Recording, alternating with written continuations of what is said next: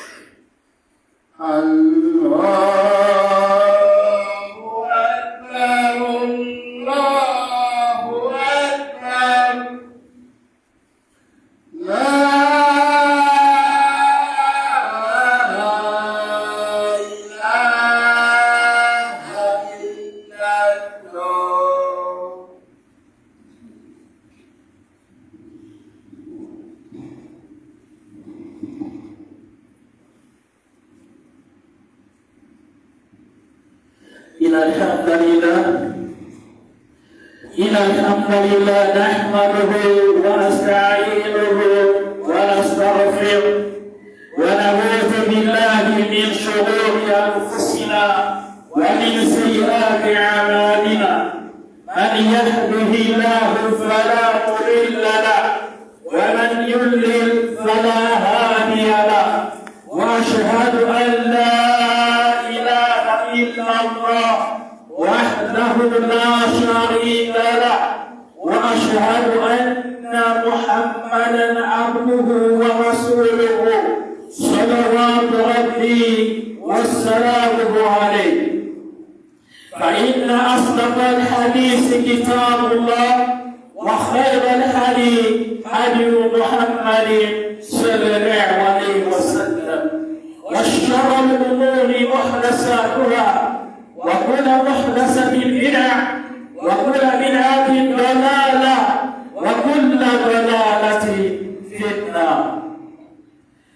عن عائشة رضي الله عنها قالت: قال رسول الله صلى الله عليه وسلم: من أحدث في أمرنا هذا ما ليس منه فهو رد.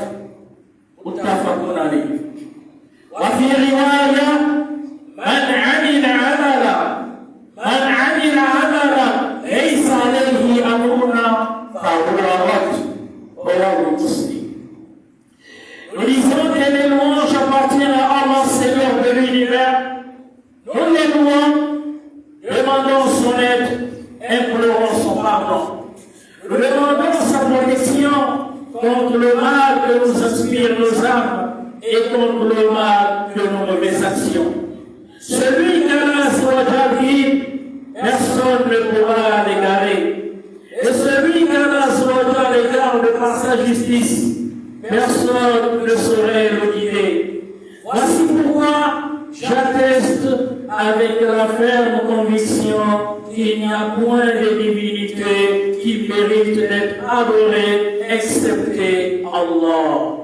Et j'atteste que notre bien-aimé, le prophète Muhammad, paix et bénédiction sur lui, est le messager d'Allah. Alors mes frères dans la foi, le prophète de l'islam avait l'habitude de dire: la meilleure des paroles est le livre d'Allah que nous appelons le Coran. La meilleure des pratiques est celle de Muhammad, paix et bénédiction d'Allah sur lui. Mais les choses les plus mauvaises en matière de religion, ce sont les nouveautés.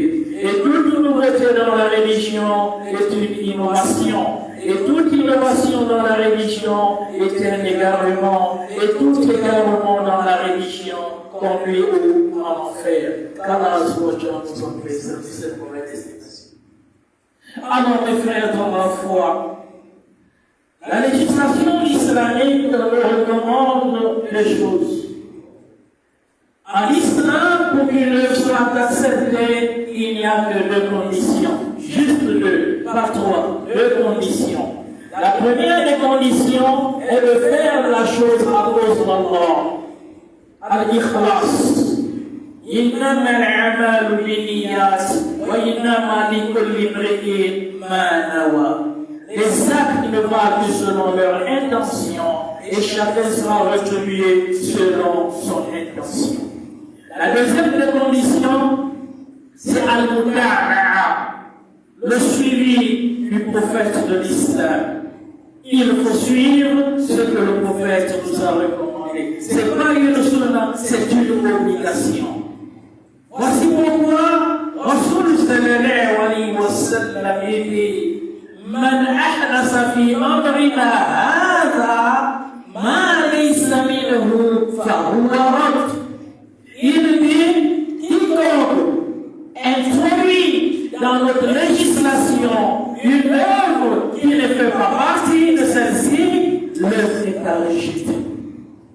Il dit dans une version: من عمل عملا ليس عليه أمرنا فهو رد. Quiconque accomplit une œuvre qui ne fait pas partie de la législation islamique, l'œuvre est à rejeter. Alors, nous avons le devoir de respecter, d'obéir Rasul sallallahu alayhi wa sallam. Comme le Cheikh Al-Albani dit, lorsque quelqu'un recherche la vérité, il a besoin d'un seul dalil. Un seul dalil suffit. Et lorsque quelqu'un recherche la passion du cœur, même si tu apportes 1000 preuves, il dira toujours: je pense que, je trouve que, mais ce que je dis c'est vrai, mais c'est là le problème. Allah SWT nous dit dans le Saint-Coran, Surat Nisa: Ya ayyuhalladhina amanu ati'u Allah wa ati'u Rasul. Et vous qui avez cru, obéissez à Allah, oui, obéissez au messager d'Allah. Allah SWT continue dans une autre version. Il dit: وَمَنْ يُطِعِ الرَّسُولَ فَقَدْ أَطَاعَ اللَّهَ. Quiconque obéit à Rasoul, il a certes obéi à Allah. Allah SWT continue en disant: Allah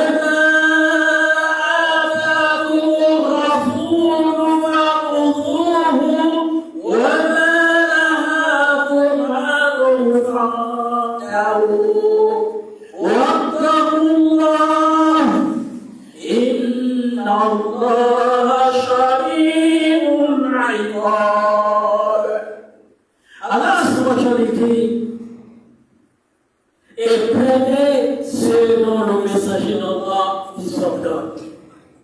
Si vous voulez de prendre quelque chose, de faire quelque chose, prenez. Si vous voulez de s'abstenir, abstenez-vous. Si vous interdisez quelque chose, laissez. Wattaqullah, craignez Allah. Pourquoi on va craindre Allah?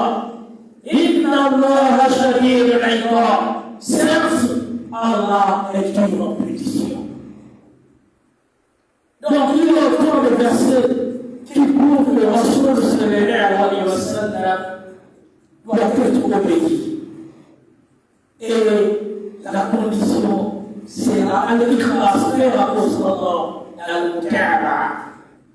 Si tu ne fais pas à cause d'Allah, tu fais pour rechercher les gens, rechercher l'amour des gens. Comme c'est venu dans le hadith à vous dans la mosquée. فقال قيل ثم أمر به فصعب على وجهه حتى ألقي في النار. Ce sont ces trois personnes.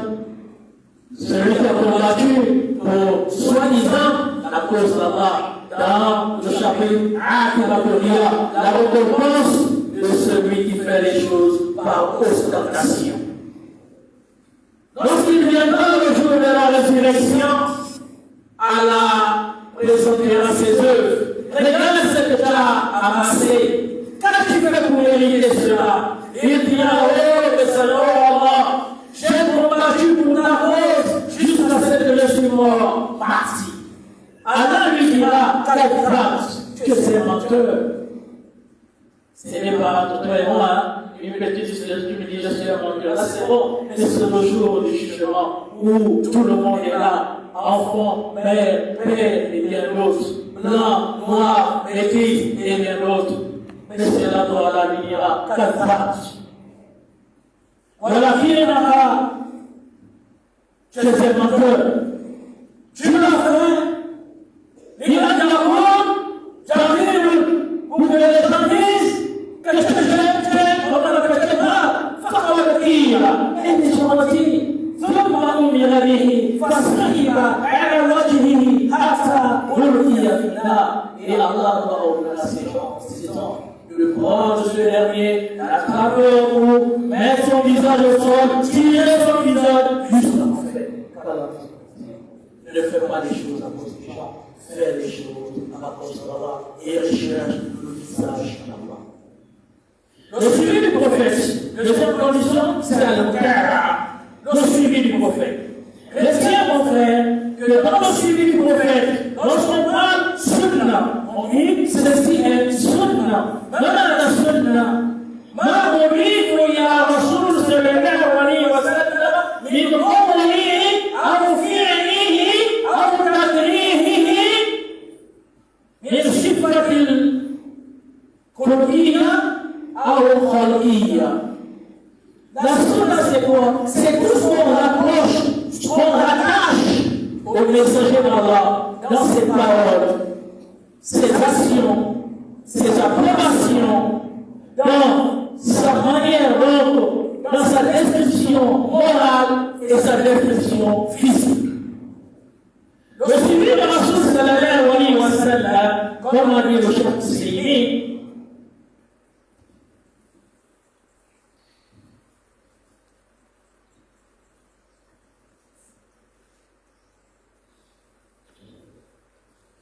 au nom d'Allah, le tout miséricordieux, le très miséricordieux, louange à Allah, Seigneur de l'univers. Alors, العلم قبل القول والعمل. La connaissance avant la parole et l'acte. Allah dit, فاسألوا أهل الذكر إن كنتم لا تعلمون. Demandez aux hommes des sciences si vous ne connaissez pas. Alors, dans ce chapitre, le Cheikh Ousseini, il y a quelqu'un qui nous a dénoncé, il nous a dit, lorsque tu veux parler de la sunna, il faut savoir que la sunna regroupe 6 choses. Il y a 6 conditions dans la sunna. 6 conditions. Pour dire que moi, je suis la sunna. 6 conditions. 1. Tu dois savoir que l'adoration, toute l'adoration doit être conforme à la législation islamique dans sa cause. 1. Toute l'adoration doit être conforme à la législation islamique dans son genre. 2. Dans sa manière. 3. Dans sa quantité. 3. Dans sa manière. 4. Dans sa période. 5. Et dans son lieu. 6. Voici les 6 conditions que tu dois regrouper pour prétendre que tu fais la chose selon la suite. 1. Dans sa cause. Tu veux accomplir une adoration. Il faut que cette adoration, dans ton cœur, dans la cause que tu amènes, soit conforme au texte du Coran et de la Sunna. Prenons le cas de celui-là qui veut faire l'anniversaire du 27 de Rajab. Ils disent que le 27 du mois de Rajab, c'est le jour de l'ascension. C'est le jour où Rasul sallallahu alayhi wa sallam est monté pour récupérer les prières. Deuxièmement, et reconnaissant, celui qui prétend fêter l'anniversaire de Rasul. Tu as la bonne intention, et là, pour ça on est d'accord avec toi. Plus on ne connaît pas le cœur, on dit oui, tu as une bonne intention. Que ce soit le jour de l'ascension, que ce soit l'anniversaire du Rasul, tu as la bonne intention. Sauf que, on va retrouver quelle est la cause. Tu te bases sur quoi pour le dire? Tu te bases sur quoi pour faire cette adoration? En ce moment, on va revenir sur le point de vue historique. Est-ce qu'il y a l'histoire où un texte que Rasul sallallahu alayhi wa sallam a fêté son anniversaire? Réponse est non. Abu Bakr, non. Ousmane Boulafan, non. Omar Khattab, non. Ali Abi Talib, non. Non, cela peut-être comme il n'était pas trop proche de lui. Retournons chez ses enfants. Aïcha, Fatima, a fêté? Non. Rokhia, non. Oumou Koulsoum, non. On retourne peut-être dans ses épouses. Zaynab l'a fait? Non. C'est sûr, non. Aïcha l'a fait? Non. Khadija l'a fait? Et pourtant elle était riche? Non. Alors, retournons chez Aïcha. Elle l'a fait? Non. Par conséquent, ta cause ici n'est pas conforme. Alors si ta cause n'est pas conforme, on va dans le hadith de sallallahu wa sallam d'après Aïcha radhiyallahu anha, man ahdatha fi amrina hadha ma laysa minhu fa huwa rad. Quiconque introduit dans notre religion une chose, une adoration qui n'est pas conforme à notre législation, la chose est la rejetée. Sauf que quoi? La cause n'est pas bonne. Tu as la bonne intention, sauf que la cause n'est pas bonne. On va deuxièmement dans le genre, à cause du temps. Dans le genre, n'est-ce pas? Alors, nous savons tous que le jour de l'Aïd, Eid al-Adha, on va faire quoi? Le sacrifice. Et pour ce dernier-là, celui au pèlerinage, la législation islamique a recommandé d'égorger un mouton. Ou vous faites l'association pour égorger un bœuf. Maintenant, toi tu dis non, mouton c'est petit, bœuf c'est petit. Moi je vais égorger l'éléphant. Est-ce que c'est conforme à la législation islamique? La réponse est non. Ou bien tu dis non, moi je vais égorger. Il y a un mouton.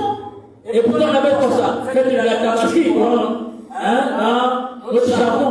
Faites de la tabaski. Parce que tout le monde, musulmans, on sait que c'est le jour du sacrifice du mouton. Alors, toi tu dis non, moi je vais égorger la gazelle à la place. Le jour de l'Aïd, le jour du sacrifice, moi j'égorge la gazelle. Parce que j'ai des animaux. Est-ce que c'est conforme à la législation? La réponse est non. Est-ce que ce genre d'animal-là est conforme aux animaux recommandés? La réponse est non. Donc la Et là, on revient dans le hadith, Man amila amalan, laysa alayhi amruna, fahuwa rad. Quiconque accomplit une œuvre qui ne fait pas partie de notre législation, la justice, la justice. Quatrièmement, c'est dans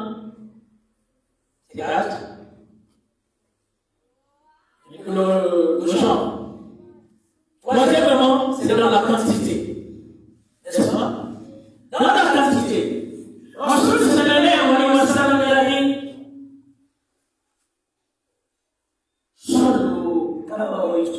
Sallu, priez comme vous m'avez vu prier. Allah subhanahu a dit, wa aqim salat, il y a c'est la prière. Et cette description de la prière est venue par Jibril, qui est venu enseigner au prophète de l'Islam. Alors, dans cette quantité, Jibril en venant sur terre, en enseignant le prophète de l'Islam, il a enseigné 4 rakats à la prière de jour. 4 rakats. Mais toi, tu as fait le sport. Vraiment, tu es en forme. Machallah. Le sport dans numéro 2, tu n'es pas qui faire les haltères là, tu es en forme. Deuxièmement, la forme augmentée. Et là, et quand tu arrives, tu viens diriger la prière de jour. Premier raka, on est avec toi. Deuxième raka, on est avec toi. Troisième raka, on est avec toi. Quatrième raka, on est avec toi. Cinquième raka, nous te disons Subhanallah. Nous sommes derrière, on a dit Subhanallah. Pour nous dire que tu t'es trompé. Les frères de la bataille de l'Iran, que l'imam tu t'es trompé. Toi tu continues, tu fais les 5 raka. Tu as ajouté le 6e raka. On est dit Subhanallah. Toi tu continues. Et à la fin, on te dit, réellement, tu t'es trompé. Tu as fait 6 raka, donc il faut amener le ça pour réparer la prière. Tu me dis, non, je ne suis pas trompé. Aujourd'hui, je suis en forme, donc je l'ai décidé de faire 6 raka. Je ne peux pas m'arrêter à 4 raka comme d'habitude, parce que ma foi a augmenté. Est-ce que là, la quantité est conforme à la législation islamique? La réponse est non. Est-ce que tu as suivi la sunna? La réponse est non. La réponse est non. Rasul a dit, il a dit prier. Il a parlé à la forme impérative. Donc, prier comme Rasul est comment dirais-je, une sunna.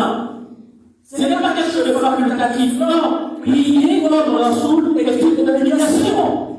Parce que, en français, lorsqu'on parle à la forme impérative, cela sous-entend qu'il y a de l'ordre qu'on lui donne.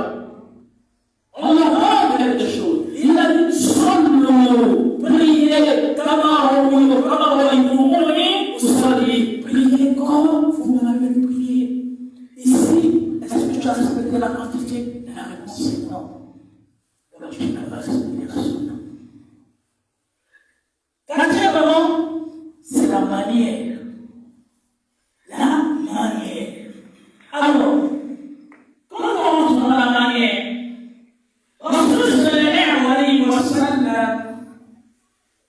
Il a dirigé la prière.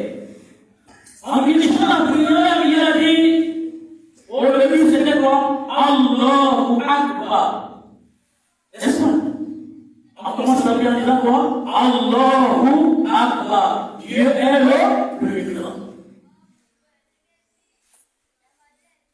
Toi qui viens me dire,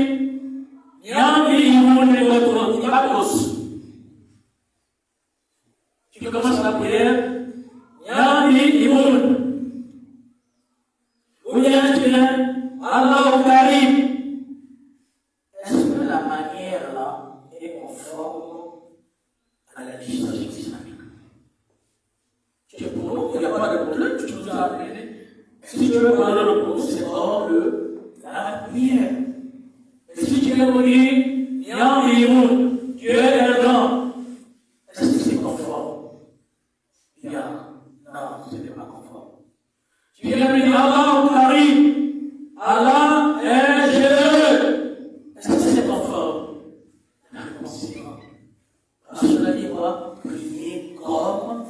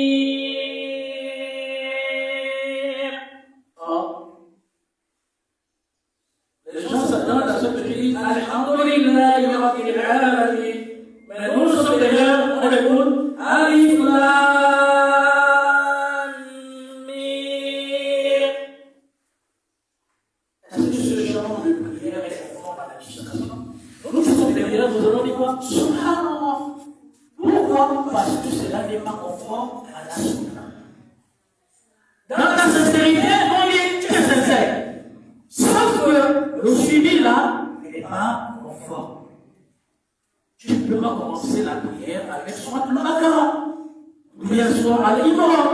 Non, tu vas commencer la prière avec Surat al-Fatiha. Pourquoi? La salat liman lam yaqra bi fatihatil kitab. Il n'y a pas de prière pour celui qui ne récite pas la mère du livre, la base du livre, Asas al-Qur'an, la base du Coran. Tu n'as pas récité. Par conséquent, Man amila amalan laysa alayhi amruna fahuwa rad. Quiconque accomplit une œuvre qui ne fait pas partie de notre législation, une adoration qui ne fait pas partie de notre législation, l'adoration est rejetée. Quatrièmement, c'est la période. Alors, il y a quelque temps en arrière, on était dans Ramadan. Quelque temps en arrière, on était dans le Hajj. Alors, Ramadan 2026 arrive.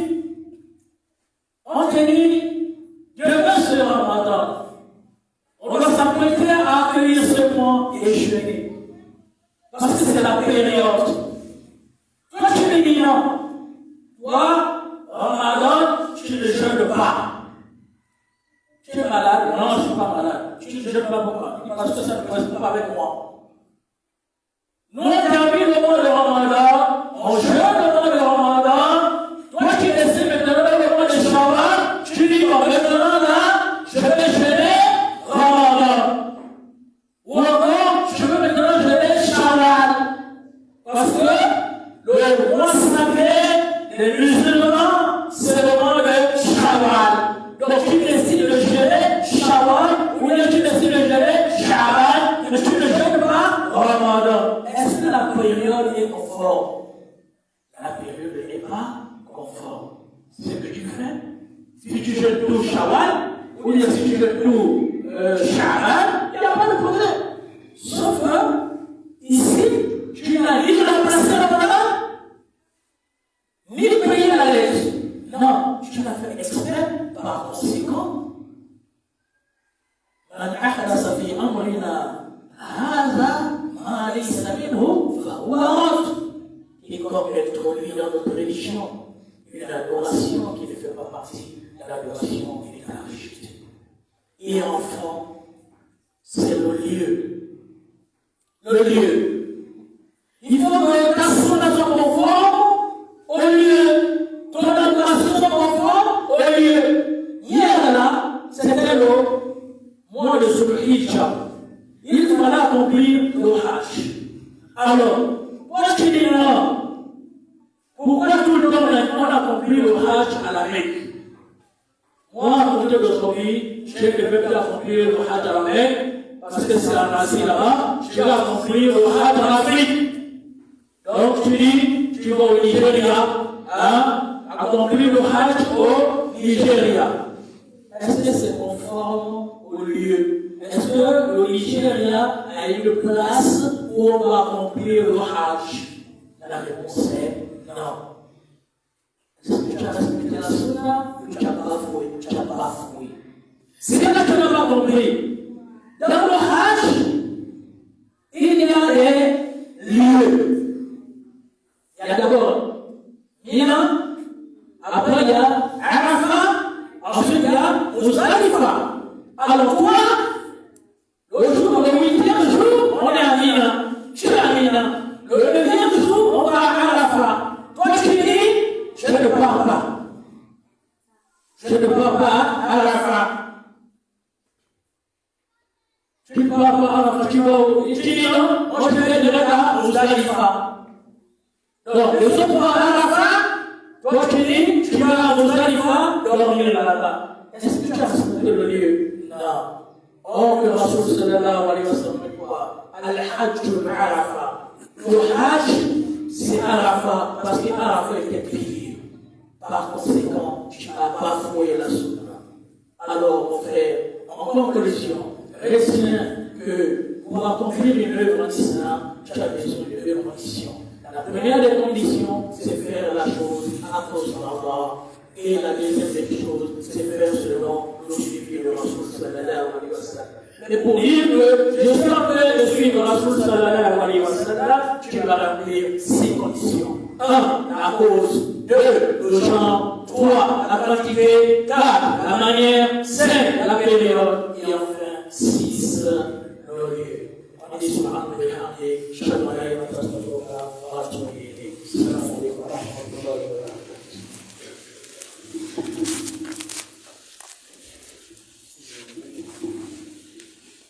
الله أكبر الله أكبر أشهد أن لا إله إلا الله أشهد أن محمدا رسول الله حي على الصلاة حي على الفلاح قد قامت الصلاة قد قامت الصلاة الله أكبر لا إله إلا الله.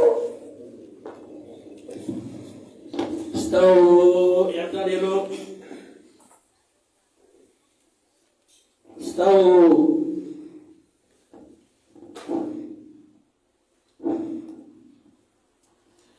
الله أكبر.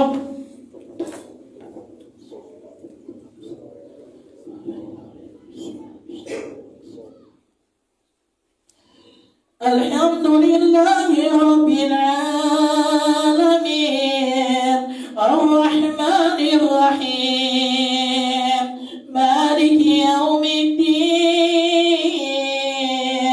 إياك نعبد وإياك نستعين اهدنا الصراط المستقيم صراط الذين أنعمت عليهم غير المغضوب عليهم ولا الضالين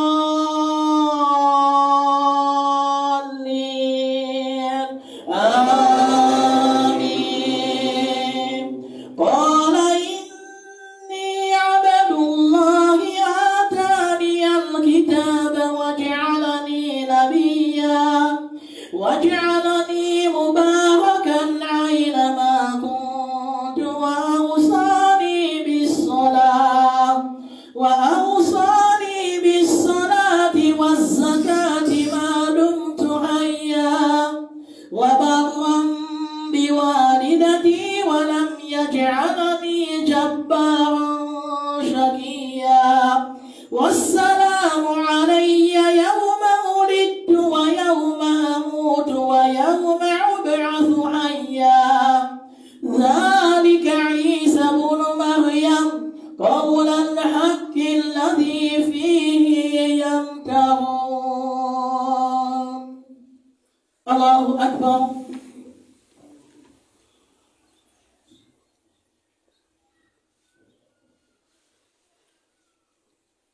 سمع الله لمن حمده.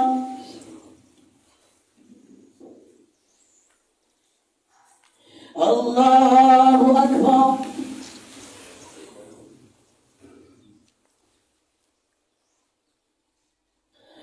الله أكبر.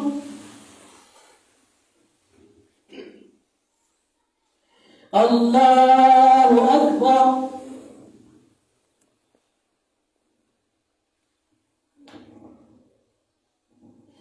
الله أكبر.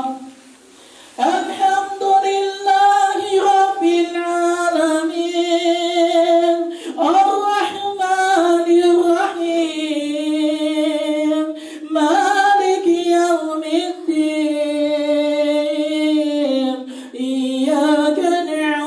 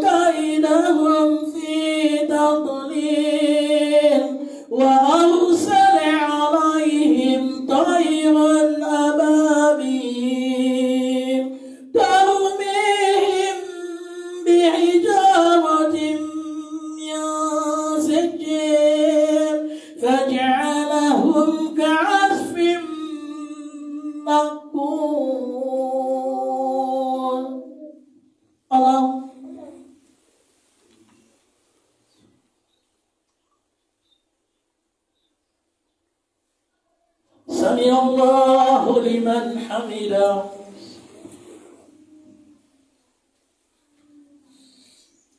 الله أكبر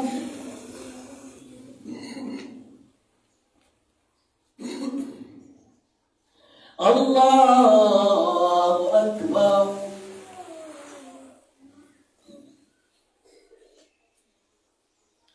الله أكبر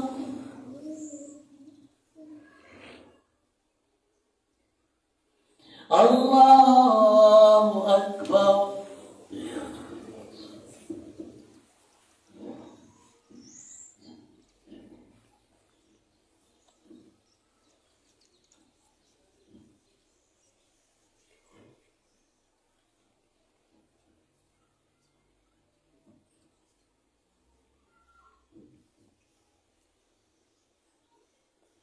السلام عليكم ورحمة الله السلام عليكم ورحمة الله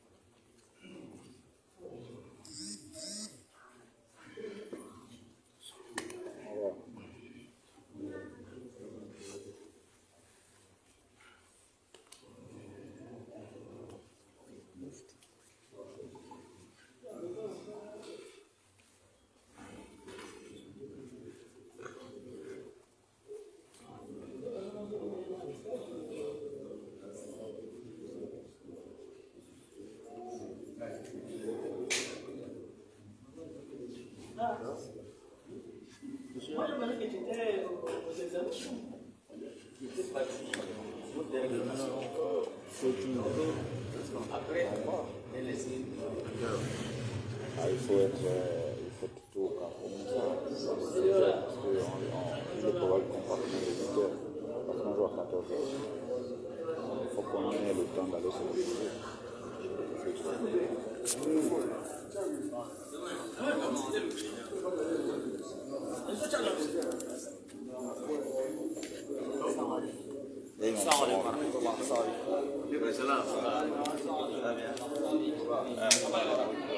Oh, grand. Michael, ça va. Ça va bien. Oui, ça va. Ça va, alhamdulillah. السلام عليكم. Oh, Isa. السلام عليكم. Ah, t'es une méchante soutane, hein? Vous blaguez.